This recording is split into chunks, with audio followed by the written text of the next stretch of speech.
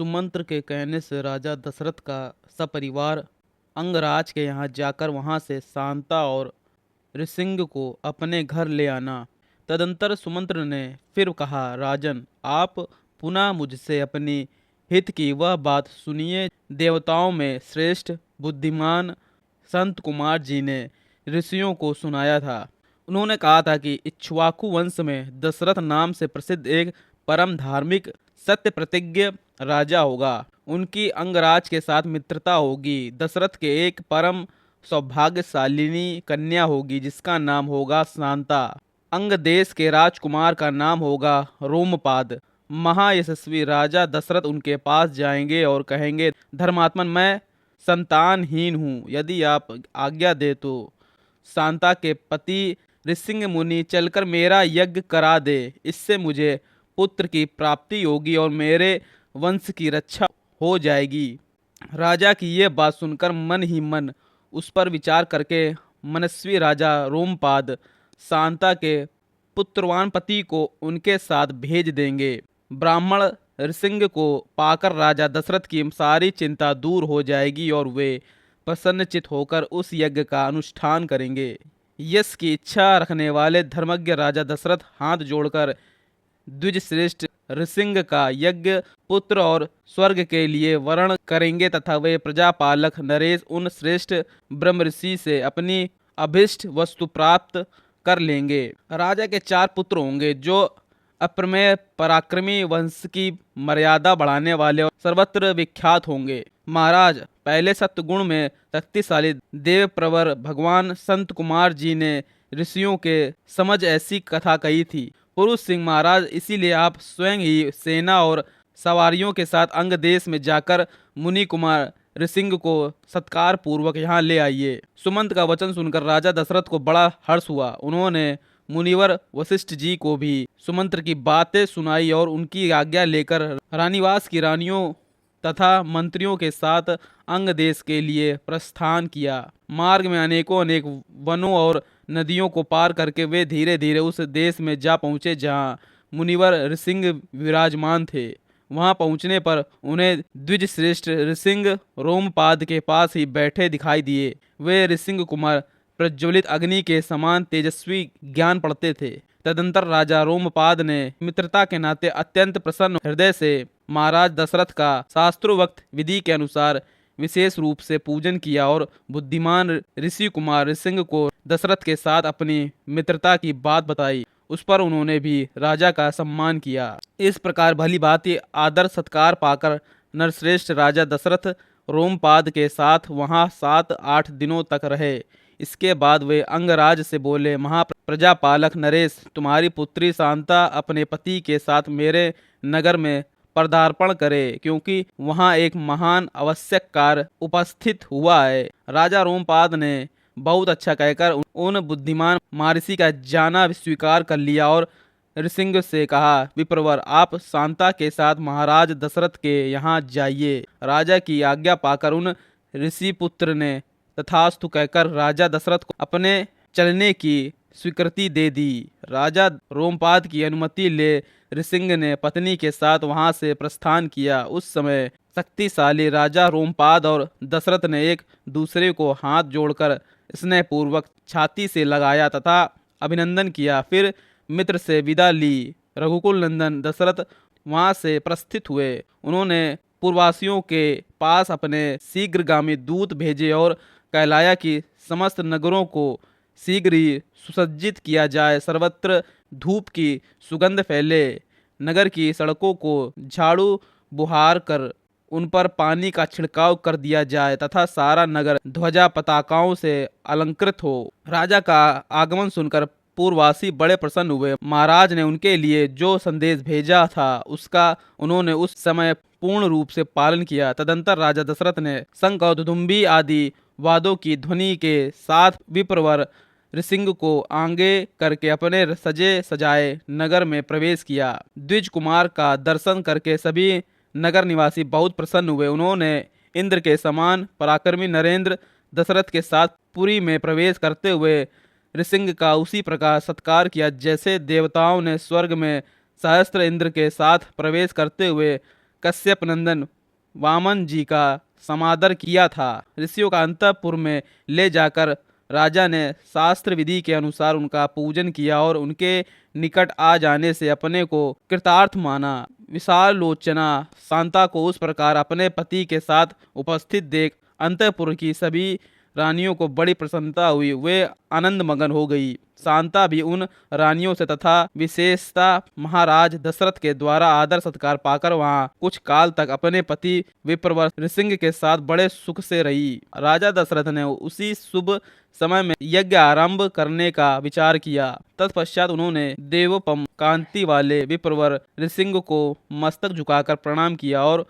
वंश परंपरा की रक्षा के लिए पुत्र प्राप्ति के निमित्त यज्ञ कराने के उद्देश्य से उनका वर्ण किया। ऋसिंह ने बहुत अच्छा कहकर उनकी प्रार्थना स्वीकार की और उन पृथ्वीपति नरेश से कहा, राजन, यज्ञ की सामग्री एकत्र कराइए। भूमंडल में भ्रमण के लिए यज्ञ संबंधी अश्व छोड़ा जाए और सरयू के उत्तर तट पर यज्ञ भूमि का निर्माण किया जाए। तथा राजा ने कहा, सुमंत्र, तुम शीघ्र ही वेद विधा के पारंगत ब्राह्मणों तथा ब्रह्मवादी ऋतुजों को बुला लाओ। सूर्य, वामदेव, जाबाली, कश्यप, पुरोहित, वशिष्ठ तथा अन्य जो श्रेष्ठ ब्राह्मण है उन सबको बुलाओ।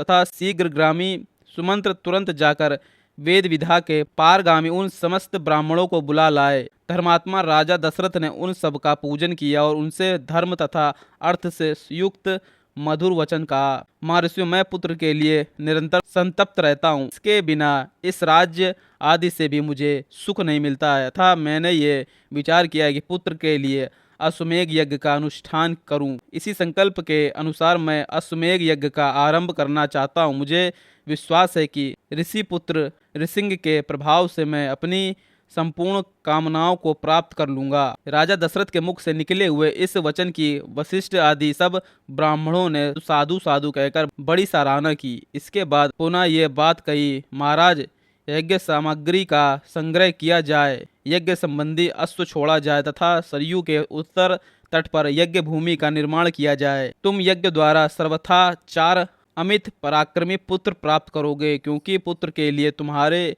मन में ऐसे धार्मिक विचार का उदय हुआ है। ब्राह्मणों की ये बात सुनकर राजा को बड़ी प्रसन्नता हुई। उन्होंने बड़े हर्ष के साथ अपने मंत्रियों से यह शुभ अक्षरों वाली बात कही, गुरुजनों की आज्ञा के अनुसार तुम लोग शीघ्र ही मेरे लिए यज्ञ की सामग्री जुटा दो। शक्तिशाली वीरों के संरक्षण में यज्ञ अश्व छोड़ा जाए और उसके साथ प्रधान ऋतुज भी रहे। सरयू के उत्तर तट पर यज्ञ भूमि का निर्माण हो। शास्त्रोक्ता विधि के अनुसार क्रमशः शांति कर्म, पूर्ण वाचन आदि का विस्तार पूर्वक अनुष्ठान किया जाए, जिससे विघ्नों का निवारण हो। यदि इस श्रेष्ठ यज्ञ में कष्टप्रद अपराध बन जाने का भय न हो तो सभी राजा इसका संपादन कर सकते हैं, परंतु ऐसा होना कठिन है, क्योंकि ये विद्वान ब्रह्म राक्षस यज्ञ में विघ्न डालने के लिए छिद्र ढूंढते रहते हैं। विधिहीन यज्ञ का अनुष्ठान करने वाला यज्ञमान तत्काल नष्ट हो जाता है। अतः मेरा यह यज्ञ जिस तरह विधि पूर्वक संपूर्ण हो सके वैसा उपाय किया जाए। तुम सब लोग ऐसे साधन प्रस्तुत करने में समर्थ हो। तथा बहुत अच्छा कहकर सभी मंत्रियों ने राजेंद्र दशरथ के साथ कथन का आदर किया और उनकी आज्ञा के अनुसार सारी व्यवस्था की। तत्पश्चात उन ब्राह्मणों ने भी धर्मज्ञ नृपश्रेष्ठ दशरथ की प्रशंसा की और उनकी आज्ञा पाकर सब जैसे आए थे वैसे ही फिर लौट गए। वर्तमान वसंत ऋतु के बीतने पर जब पुनः दूसरा वसंत आया, तब तक 1 वर्ष का समय पूरा हो गया। उस समय शक्तिशाली राजा संतान के लिए अश्वमेघ यज्ञ की दीक्षा लेने के लिए निमित्त वशिष्ठ जी से समीप गए। वशिष्ठ जी को प्रणाम करके राजा ने न्यायत उनका पूजन किया और पुत्र प्राप्ति का उद्देश्य लेकर उन द्विज श्रेष्ठ मुनि से ये विनय युक्त बात कही। ब्राह्मण मुनि पर्व, आप शास्त्र विधि के अनुसार मेरा यज्ञ करवाएं और यज्ञ के अंगभूत अश्व संचारण आदि में ब्रह्म राक्षस आदि जिस तरह विघ्न न डाल सके वैसा उपाय किया जाए। आपका मुझ पर विशेष स्नेह है, आप मेरे स्नेह संबंधी हैं, गुरु हैं, परम महान हैं। ये जो यज्ञ का भार उपस्थित हुआ है इसको आप ही वहन कर सकते हैं। तब बहुत अच्छा कहकर विप्रवर वशिष्ठ मुनि राजा से इस प्रकार बोले, नरेश्वर, तुमने जिसके लिए प्रार्थना की है वह सब मैं करूँगा। तदंतर वशिष्ठ जी ने यज्ञ संबंधी कर्मों में निपुण तथा यज्ञ विषय का शिल्प कर्म में कुशल परम धर्मात्मा बूढ़े ब्राह्मणों यज्ञ कर्म समाप्त होने तक उसमें सेवा करने वाले सेवकों, शिल्पकारों, बढ़इयों, भूमि खोदने वाले कारीगरों, नटों, नर्तकों, विशुद्ध शास्त्र वेताओं तथा बहुत से पुरुषों को बुलाया। उनसे कहा, तुम लोग महाराज की आज्ञा से यज्ञ कर्म के लिए आवश्यक प्रबंध करो। शीघ्र ही कई हजार ईंटें लाई जाएं। राजाओं के ठहरने के लिए उनके योग्य अन्न पान आदि उनके उपकरणों से युक्त बहुत से महल बनाए जाएं। ब्राह्मणों के रहने के लिए भी सैकड़ों सुंदर घर बनाए जाने चाहिए। वे सभी गृह बहुत से भोजनीय अन्न पान आदि उपकरणों से युक्त तथा आधी पानी आदि के निवारण में समर्थ हों। इस तरह पूर्ववासियों के लिए भी विस्तृत मकान बनने चाहिए। दूसरे आए हुए भूपालों के लिए पृथक पृथक महल बनाए जाएं। घोड़े और हाथियों के लिए भी शालाएं बनाई जाएं। साधारण लोगों के सोने के लिए भी घरों की व्यवस्था हो। विदेशी सैनिकों के लिए भी बड़ी बड़ी छावनियां बनाई जाएं। जो घर बनाए जाएं उनमें खाने पीने की प्रचुर सामग्री संचित रहे। उनमें सभी मनोवांछित पदार्थ सुलभ हों तथा नगरवासियों को भी बहुत सुंदर अन्न भोजन के लिए देना चाहिए। वह भी विधि पूर्वक सत्कार पूर्वक दिया जाए, अवहेलना करके नहीं। ऐसी व्यवस्था होनी चाहिए जैसे सभी वर्णों के लोग भली भांति सत्कृत हों, सम्मान प्राप्त करें। काम और क्रोध के वशीभूत होकर भी किसी का अनादर नहीं करना चाहिए। जो शिल्पी मनुष्य यज्ञ कर्म की आवश्यक तैयारी में लगे हों उनका तो बड़े छोटे का ख्याल रखकर विशेष रूप से समादर करना चाहिए। जो सेवक या कारीगर धन और भोजन आदि के द्वारा सम्मानित किए जाते हैं वे सब परिश्रम पूर्वक कार्य करते हैं। उनका किया हुआ सारा कार्य सुंदर ढंग से संपन्न होता है। उनका कोई काम बिगड़ने नहीं पाता। तुम सब लोग प्रसन्नचित होकर ऐसा ही करो। तब वे सब लोग वशिष्ठ जी से मिलकर बोले, आपको जैसा अभिष्ट है उसके अनुसार ही करने के लिए अच्छी व्यवस्था की जाएगी। कोई भी काम बिगड़ने नहीं पाएगा। आपने जैसा कहा है हम लोग वैसा ही करेंगे, उसमें कोई त्रुटि नहीं आने देंगे। तदंतर वशिष्ठ जी ने सुमंत्र को बुलाकर कहा, इस पृथ्वी पर जो जो धार्मिक राजा ब्राह्मण क्षत्रिय वैश्य और सहस्त्रों शूद्र हैं उन सबको इस यज्ञ में आने के लिए निमंत्रित करो। सब देशों के अच्छे लोगों को सत्कार पूर्वक यहाँ ले आओ। मिथिला के स्वामी सूरवीर महाभाग जनक सत्यवादी नरेश हैं। उनको अपना पुराना संबंधी जानकर तुम स्वयं ही जाकर उन्हें बड़े आदर सत्कार के साथ यहाँ ले आओ। इसीलिए पहले तुम्हें ये बात बता देता हूँ। इस प्रकार काशी के राजा अपने स्नेही मित्र हैं और सदा प्रिय वचन बोलने वाले हैं। वे सदाचारी तथा देवताओं के तुल्य तेजस्वी हैं। अतः उन्हें भी स्वयं ही जाकर ले आओ। कैकेय देश के बूढ़े राजा बड़े धार्मिक हैं। राज सिंह महाराज दशरथ के ससुर हैं। उन्हें भी पुत्र सहित यहाँ ले आओ। महाधनुर्धर राजा रोमपाद हमारे महाराज के मित्र, अतः उन्हें पुत्र सहित यहाँ सत्कार पूर्वक ले आओ। कौशल राज भानुमान को भी सत्कार पूर्वक ले आओ। मगध देश के राजा प्राप्ति यज्ञ को जो सूरवीर सर्वशस्त्र विशारद पुरुषों में श्रेष्ठ स्वयं जाकर सत्कार पूर्वक बुला ले आओ। महाराज की आज्ञा लेकर तुम पूर्व देश के श्रेष्ठ नरेशों को तथा सिंधु शैवीर और सुराष्ट्र देशों के भूपालों को आने के लिए निमंत्रण दो। दक्षिण भारत के समस्त नरेशों को भी आमंत्रित करो। इस भूतल पर और भी जो जो नरेश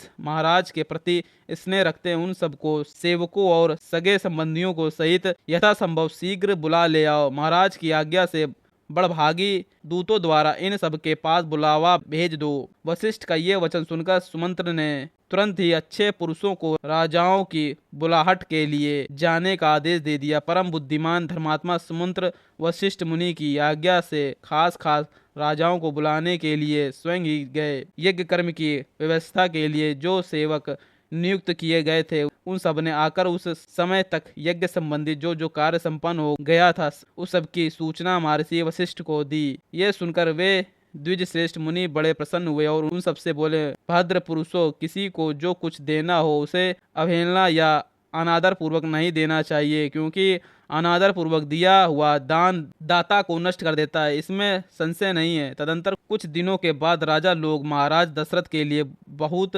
से रत्नों की भेंट लेकर अयोध्या में आए। इससे वशिष्ठ जी को बड़ी प्रसन्नता हुई। उन्होंने राजा से कहा, पुरुष सिंह, तुम्हारी आज्ञा से राजा लोग यहाँ आ गए। नृपश्रेष्ठ, मैंने यथा योग्य उन सबका सत्कार किया है। हमारे कार्यकर्ताओं ने पूर्णतः सावधान रहकर यज्ञ के लिए सारी तैयारी की। अब तुम भी यज्ञ करने के लिए यज्ञ मंडप पे समीप चलो। राजेंद्र, यज्ञ मंडप में सब और सभी वच्छनीय वस्तुएं एकत्र कर दी गई हैं। आप स्वयं चलकर देखें, यह मंडप इतना शीघ्र तैयार किया गया है मानो मन के संकल्प से ही बनाया गया हो। मुनिवर वशिष्ठ तथा ऋषिंग दोनों के आदेश से सब शुभ नक्षत्रों वाले दिन को राजा दशरथ यज्ञ के लिए राजभवन से निकले। तत्पश्चात वशिष्ठ आदि सभी श्रेष्ठ द्विजों ने यज्ञ मंडप पे जाकर ऋषिंग को आगे करके शास्त्रोवक्ता विधि के अनुसार यज्ञ कर्म का आरंभ किया। पत्नियों सहित श्रीमान अवध नरेश ने यज्ञ की दीक्षा ली। इस प्रकार श्री वाल्मीकि निर्मित अर्थ रामायण के आदि काव्य